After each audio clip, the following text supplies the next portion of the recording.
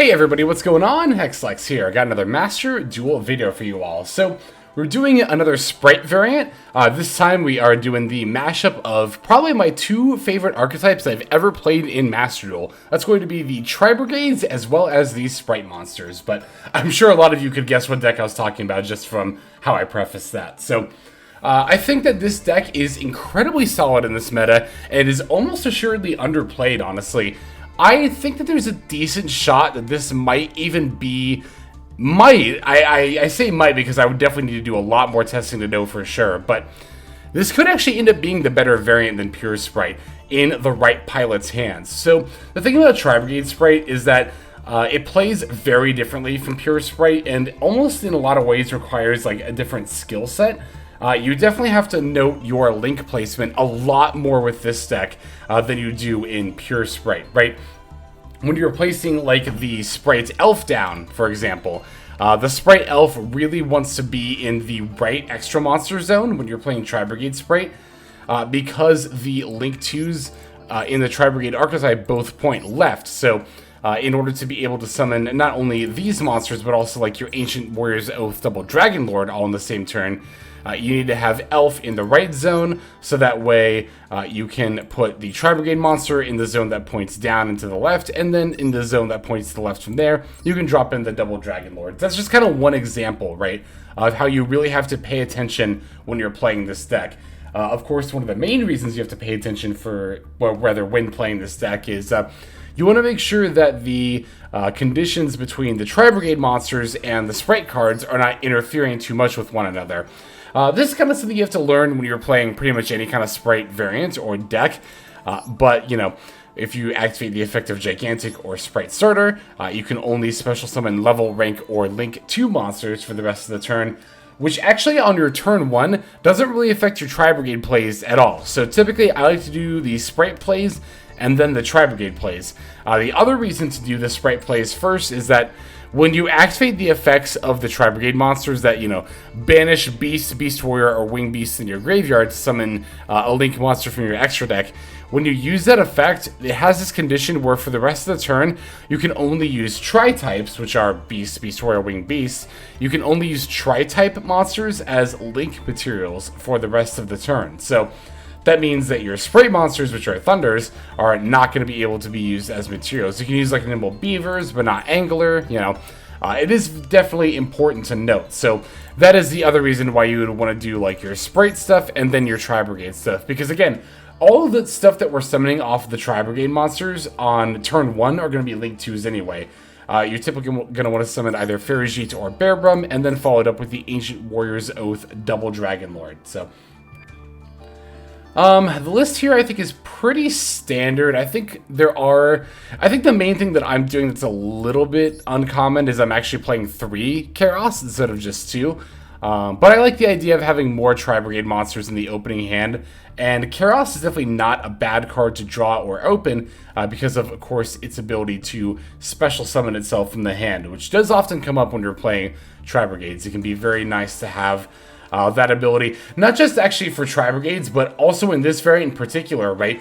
If you've used up your normal summon and your opponent answers it, it can be extremely valuable to be able to special the Kerass and then maybe even throw down a Spright monster from your hand right next to it. So, yeah, I decided to just try out 3 copies. If I need more room for tech, which I actually think I might in the future when I, you know, continue to play test this deck, because again, I do want to practice this deck more and get better at it.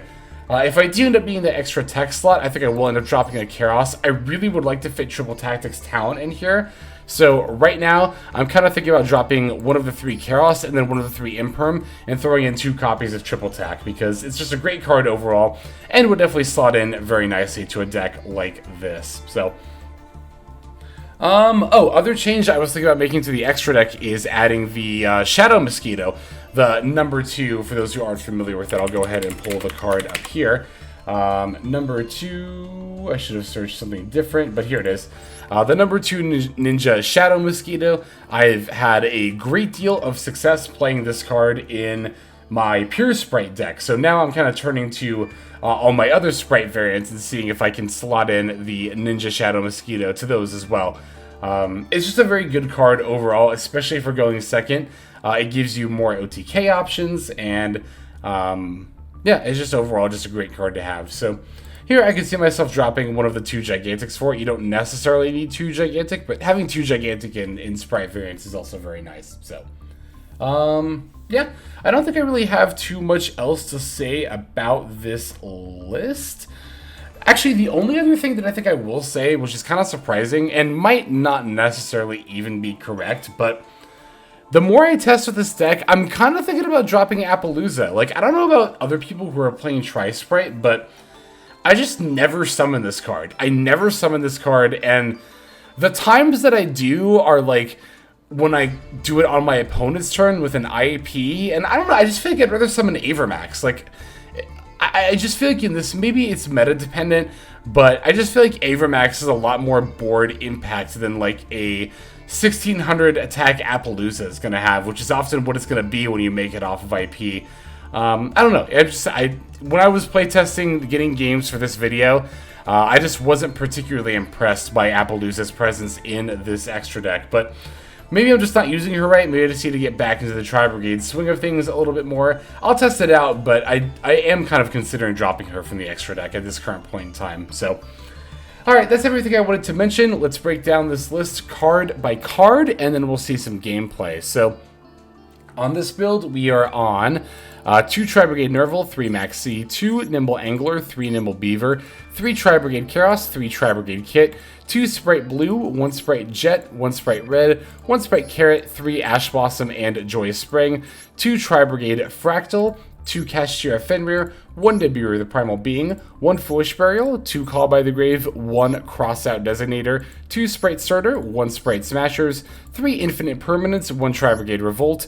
That's the main deck there. For extra, we're on 2 Gigantic Spright, 1 Divine Arsenal, AA-ZEUS Sky Thunder, 1 Scareclaw Lightheart, 1 IP Masquerena, 1 Ancient Warrior's Oath, Double Dragon Lords, 1 Tri-Brigade Ferrijit, the Barren Blossom, 1 Tri-Brigade Barren, the Rampant Rampager, 1 Spright Elf, 1 Pitkight Earlie, 1 Spright Sprint, 1 Tri-Brigade Rugal, the Silver Sheller, say that 5 times fast, 1 Appaloosa, Bow of the Goddess, 1 Accesscode Talker, and then 1 Tri-Brigade Shurg, the Ominous Omen. So there is our list. Let's go ahead and take a look at some gameplay.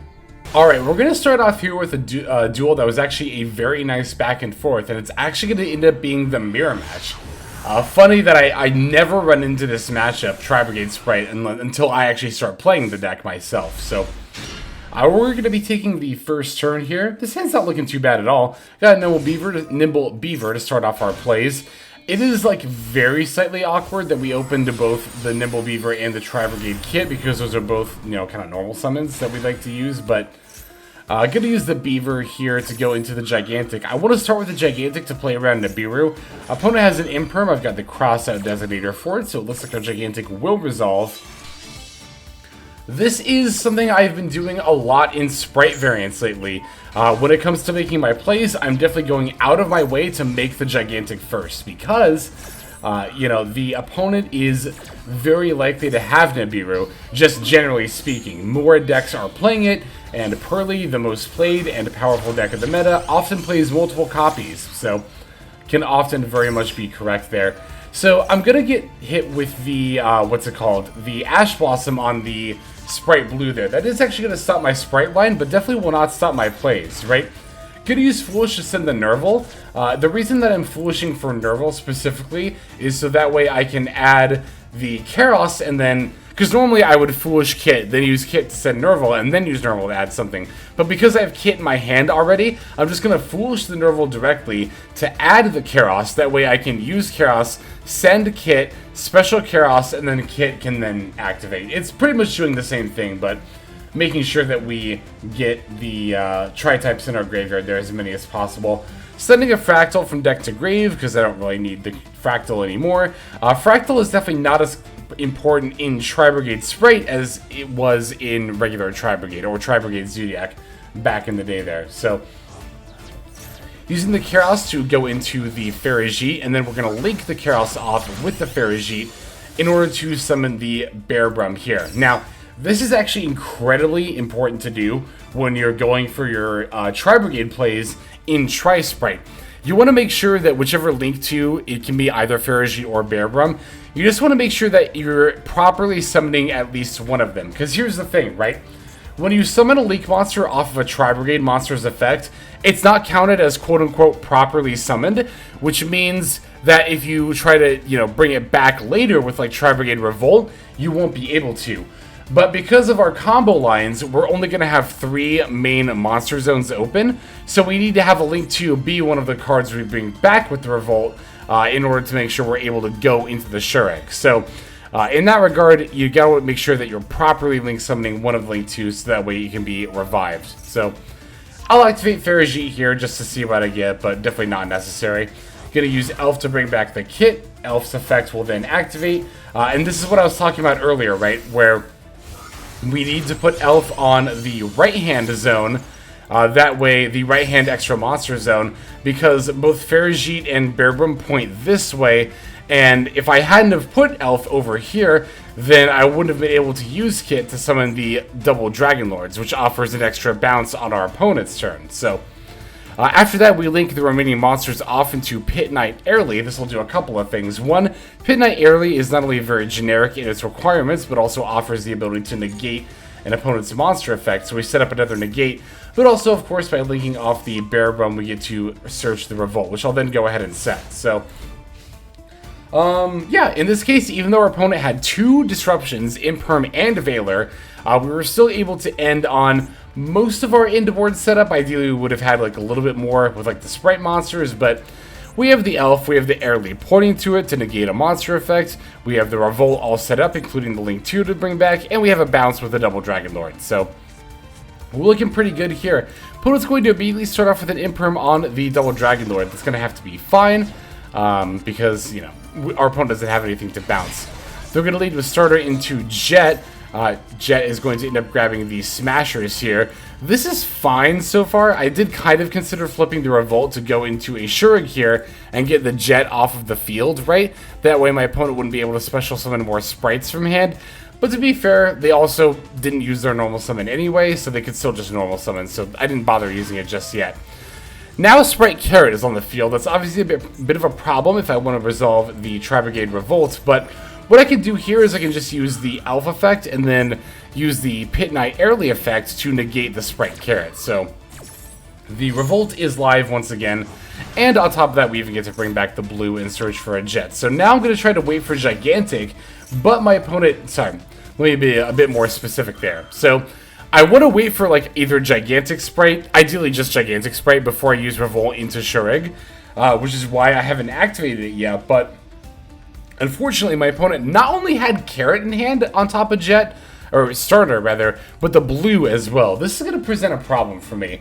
Now, you might have noticed that I used the double Dragon Lord just now to sack off the blue. And you might be thinking, well, Hex, why did you do that? The Dragon Lord got negated by Imperm. I did that to free up another main monster zone slot, so that way I'd be able to summon Shureg off of the Revolt if needed. Opponent's going to add the red here. That's fine, I can just chain block, but the Smashers has actually kind of made a bit of an awkward scenario, right? Where, because it got activated, I have to chain the Revolt now.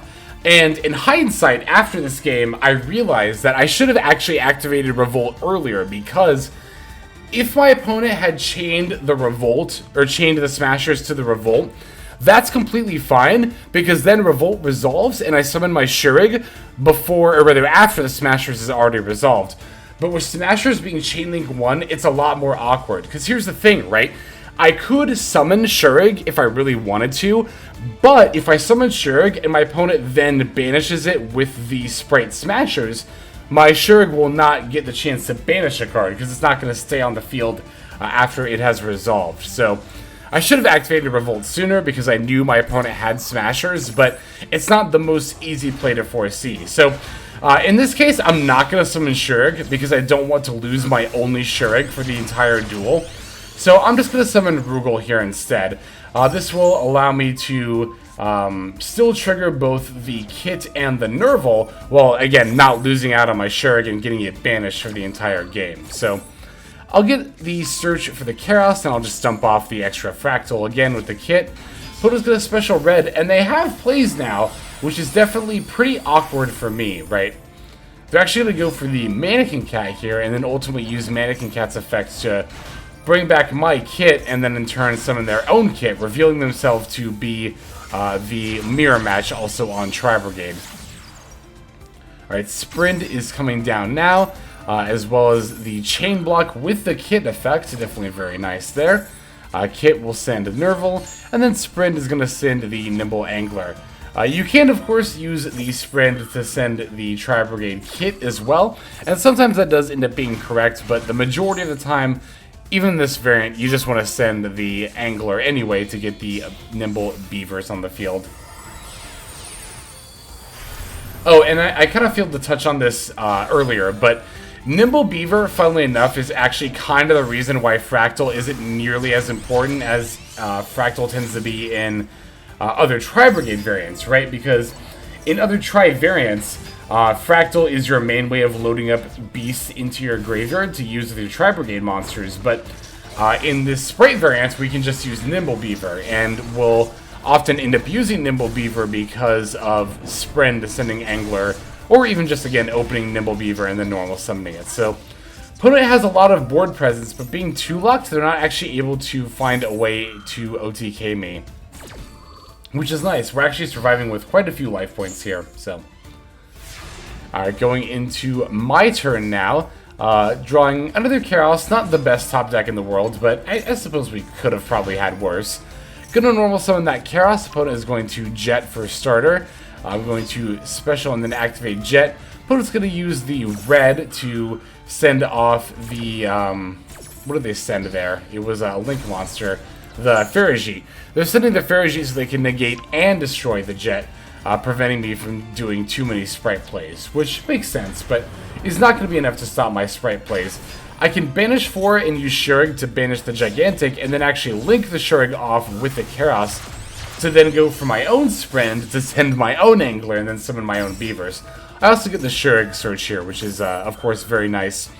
Especially given that I have not actually special summoned Kerass from hand just yet, so I can use the Kerass to send this Nervall I just added, which will give me a search off of the Nervall, as well as another level 2 monster on the board with the Kerass. Now, here I might not have made the most optimal plays because I was actually running out of time, because I had to do a lot of thinking this game, so if you see me doing some maybe slightly less than optimal stuff, that'll be why. Like here, yeah, I go into battle phase, I probably should have linked off the Beaver and something else, and probably could have had some better board presence, probably wouldn't have had to crash my Kerass like I did there, but again, when I was making these attacks, I had like less than 20 seconds left on the clock, so I was pretty eager to just go ahead and get my moves in. Plus, I figured this red would probably, hopefully, but probably be enough to stop my opponent.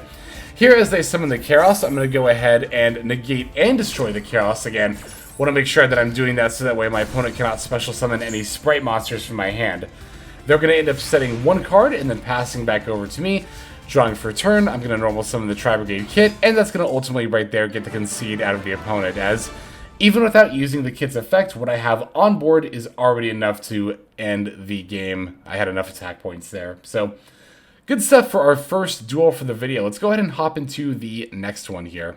Alright, this game is going to be against Labyrinth. I haven't covered Lab yet this season, but I do plan to in the near future, and this isn't 100% set in stone yet, but I think I'm actually going to have a Labyrinth expert come in and help me cover that deck profile, so look forward to that in the near future. But again, that's not 100% set in stone, but I'm actually currently hashing out that plan right now. Anyway, opponent's going to special the Fenrir, set a couple of cards, and then use the Dragleer to discard itself along with the Fenrir to set up a big Welcome Lab before passing back over to me. So, looking at this hand, this is actually a pretty good hand. I don't have the Ash Blossom to necessarily counter the big Welcome Lab, or in this case, the regular Welcome Lab as well. Both are going to get fired off here as soon as I special summon my own Kashtira Fenrir. But I have a lot of gas with a hand like this, and particularly, I think I can bait my opponent out pretty well here.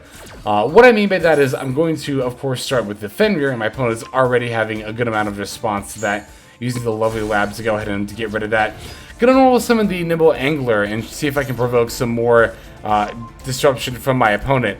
They're activating the Dragolier, and they're actually sending the Tackle Crusader alongside it. This is some definite OCG tech here, but the Tackle Crusader is sometimes used in lab because it can get discarded alongside the Dragolier and the Stovey and then get some disruption. I'm actually kind of surprised I haven't seen people try the same in Pearly, to be honest, but here comes the Crusader effect to flip down my Nimble Angler, but again, the Nimble summoned Angler was also bait. I get to use Kerass to pitch the Kitt in my hand to special summon itself. This will not only allow me to set up lots of Tri-types in the graveyard via Nervall and Fraktall, but also I get to then special the Spright Blue that's in my hand. So Blue's going to go ahead and add Jet. I'm going to special Jet and use Jet to add Smashers. The reason I grabbed Smashers here was to not only banish the Lovely Lab. I like banishing Lovely Lab when possible because they usually only play one, and that way they can't get her back with like the big welcome. But I also thought that I could use the Smashers on the face down Nimble Angler. You actually can't. You cannot Smashers a face down monster because it's not public knowledge whether the monster is actually level, rank, or link 2.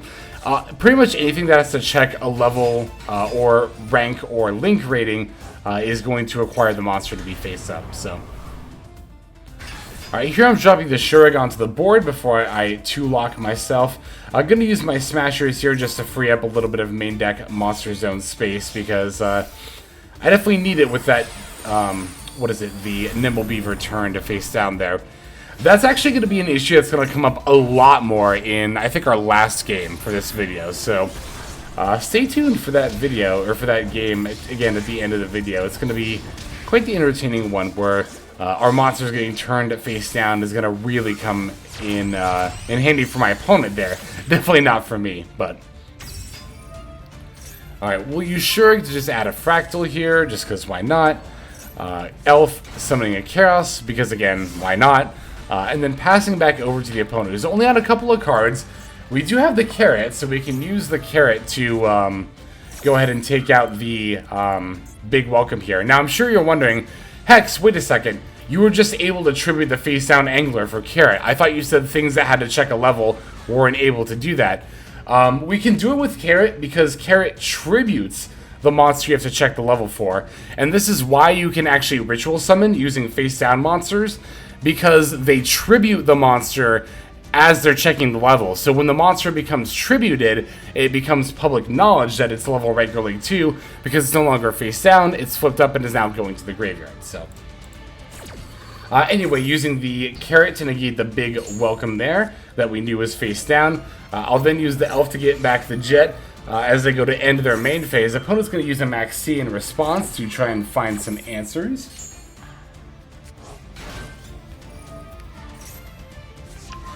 But it is not like... Oh, they actually did have the Lady Lab here. Oh, and then they normal summon an Ash Blossom here. We're linking off for the Muckraker, but... I think, yeah, this is pretty much my opponent's way of conceding and telling me that they did not have too much more that they were able to do, which is definitely good for me, of course. So, let's go take a look at the next game here. This is going to be yet another duel against Labyrinth. 2 games against Lab here for this video. Funnily enough, kind of like Tri-Sprite itself, I didn't actually personally encounter too many Lab during my climb, but that doesn't really mean anything. Of course, the deck is still tier 2. Okay, so actually I want to address this. This is a point that I've made before, but it's a comment I saw a couple of times on the tier list video. I saw a couple of people say, how can you put Sword Soul at tier 1? I never see the deck. How often you personally see a deck is no indication of how popular a deck is. When it comes to our own personal experiences, and this is why Master Duel meta and other resources like it are so important, your personal experience is too small of a sample size to make any kind of a claim about the meta. And this is not just true of, like, you, the one person who's listening to it. Well, I mean, obviously lots of people are listening to this statement, but it's not just true of you in particular who's listening, right? It's actually true of, like, literally everybody, myself included. I don't care how many hours you have in this game. I have over 2,000. My sample size is not big enough. No one person sees enough of the meta or plays enough games to be able to accurately depict a representation of the meta based off their own experiences. So That's not even a Yu-Gi-Oh thing, that's just a statistics thing, right? Like, statistically, you're just never going to play enough games to have a meaningful sample size for any one deck or the meta as a whole. So, again, I say stuff like, oh, I never see Lab, oh, I never see Tri-Sprite, and other people say, like, oh, I never see Sword Soul, but it doesn't mean that these decks are not tiered, it just means that you might have just happened to not run into them a lot, so... I just wanted to cover that again. It's a comment I've seen quite a bit lately, so just thought I would address it there. Opponent did have quite a bit of stuff to run out our board and disrupt us during our first turn there, but as you can see, we managed to stop them from having too many meaningful plays either. When it comes to infinite impermanence targets against Lab, the Ariana is my favorite. Basically, I just like stopping my opponent from having access to the big welcome trap cards when at all possible. Opponent is going to end up Maxxing us here, but I'm not scared of it in the slightest. This is something that I talk about a lot, but when I'm going second, I pretty much never play around Maxx. It depends hand to hand, of course, but generally speaking, I don't play around Maxx, and the reason is that there are actually very few things that can really threaten us here. Now, in this particular game state, the Gigantic actually did have a decent, or I mean the Gigantic, the Nibiru actually did have a decent chance to hurt us before the Gigantic came down, but you gotta be thinking about what responses your opponent can even get off of Maxx, right? It's gonna be mostly Ash Blossom, Imperm, and Nibiru. So we did think about Nibiru, and we did have to take a bit of a risk playing into it, but by going into the Gigantic when we did, we managed to mitigate a lot of the Nibiru risk. Ash Blossom could happen, but we've long passed, especially by the time, we're going for lethal here, right? We've long passed the point where Ash Blossom is actually going to stop our plays, so I'm not particularly scared of that. Imperm could actually matter here because it can reduce this Gigantic's attack, like it's about to do here, but I've set my board up in such a way where it doesn't matter how many Imperms my opponent has, I'm still going to have enough attack points on board in order to swing in for lethal here, as you can see, so... There we have it. There is that duel against Lab there. And while, of course, it is scary when your opponent has disruptions in Maxx, as our opponent had for us here, you can definitely see how games can often still be very winnable as long as you know how to use your disruption in turn and are willing to play through the Earth Insect every now and then. So there's our game there. We have one more duel to check out. Let's go straight into it. Alright, so our last game here is going to be against Ninjas. This is my first experience playing with or against Ninjas' new support, is this duel we're going to see here. I haven't bought the structure decks yet myself, and I'm actually going to put this duel in fast forward, because I'm running a little bit low on time, and this is an 8-turn game. It's a long one, so I thought I was playing in stun when my opponent set a monster and then 4 back row, but Ninjas are all about the face-down monsters, so it definitely makes sense why we're seeing the face-down monster here. Opponent's got a call by for this Angler. That's really, really annoying. I'm going to have to just set the call by myself and then pass. Opponent's going to use the new ninjutsu art to reveal themselves as a ninja deck, being able to tribute summon, not tribute, summon, but rather tribute any face-down monster to summon a ninja from deck.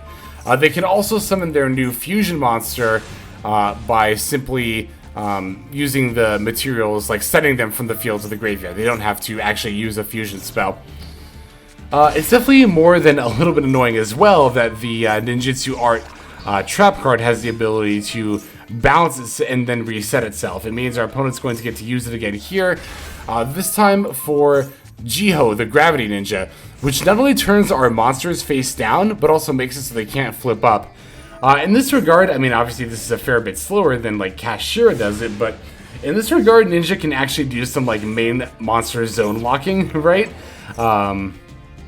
Because, yeah, we pretty much cannot use these main monster zones at all. So, here, I think I don't know. It's weird, because I could have maybe tried to go for some more plays, but at the same time, it's not like I can't flip up the blue and the jet, so I didn't really have any other plays other than to set Nervall. But the continuous trap card can actually tribute opponents' face-down monsters, and ninja monsters for what that's worth, to summon a ninja from your deck. So they distributed off my face-down Nervall. And as you can see, we're kind of doing the same kind of resource loop here, where they're summoning the Fusion Ninja, which can actually attack directly when all I have are face downs, as you can see here. And then just setting up the ninjutsu art again. And yeah, I mean, once again, I can try to go for, you know, the Nimble Beaver into multiple level 2 monsters here. But yeah, my opponent's just going to go for the Jiho, which will flip my monsters down again, and then, yeah, they can't be flipped face up at all because of the Jiho's effect. Like, if you read it, it's not like just for the turn or anything, they just cannot change their battle positions, which is pretty scary, and again, it's pretty much effective main monster zone locking. So ninjas do have quite a bit going for them, and as you can see, if they can manage to get the game into a longer or more grindy state, they are definitely very, very favored from that point forward. So cool stuff. Wanted to show off the new deck here, even if it is me losing to it. But, you know, I don't have a problem with that. It was still a very good back and forth duel. But that'll do it for this video. Thanks, everybody, for watching. Let us now move on to our outro. Alright everybody, that's going to do it for this video. Thank you for watching all the way to the very end. That means a whole lot to me, and it's also a fantastic way to support the channel. And if you're interested in supporting the channel in other ways besides YouTube, there are plenty of ways to do that. If you check out the description below, you'll find a bunch of links down there. One of them goes to my Patreon. You're actually seeing the names of everyone subscribed to the Patreon on the screen right now. So if you're interested in getting your name in the credits here at the end, if you want to see more daily Master Duel content, or if you're interested in one-on-one private coaching sessions, I offer all of that on Patreon. I also stream live on Twitch. Feel free to go ahead and click that link and follow and or subscribe there. I also have the Discord community, if you want to follow that link, where hundreds of duelists have already signed up. Free to join, and you can just come hang out, talk about the game, and chill in general. Final link that's going to be in the description is my Twitter. You can follow that if you want some more notifications of what's happening with the channel. So all in all, thank you all so much for watching, and I hope you have a fantastic day.